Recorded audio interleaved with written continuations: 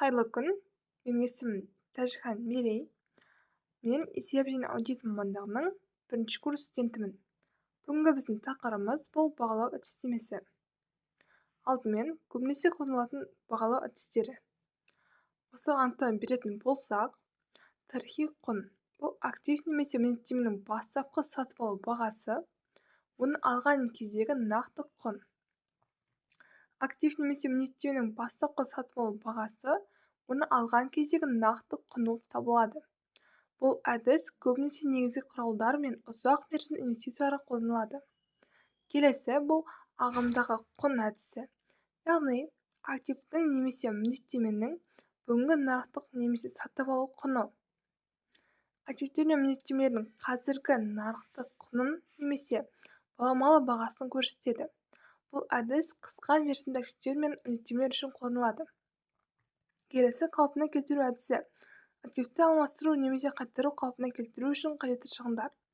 Активті сатып алу немесе өндіріс шығындарына негізделген құнды бағалайды.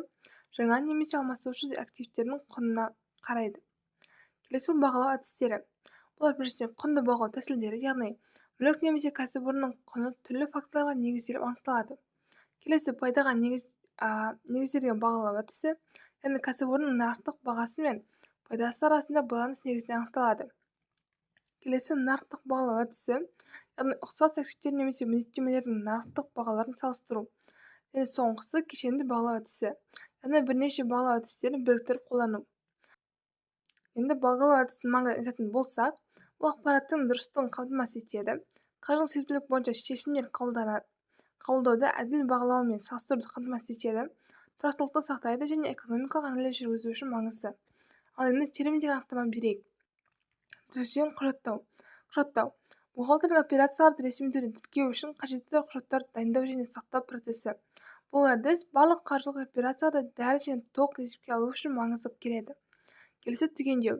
Бұл кәсіпорынның барлық активтері мен міндеттемелерін нақтылау және олардың есептік мәліметтерімен салыстыру процесі.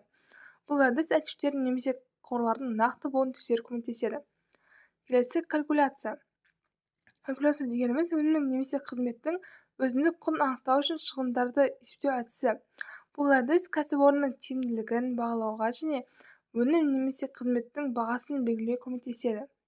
Келесі бухгалтерлік баланс, яғни бухгалтерлік баланс дегеніміз кәсіпорынның қаржы жағдайын көрсету үшін активтер мен пассивтердің теңдігін көрсететін есеп. Баланс екі бөлімнен тұрады. Активтер, яғни кәсіпорынның мүлкі, және пассивтер, яғни кәсіпорынның қарыздары мен міндеттемелері. Енді келесі термин бұл екі жақты жазба.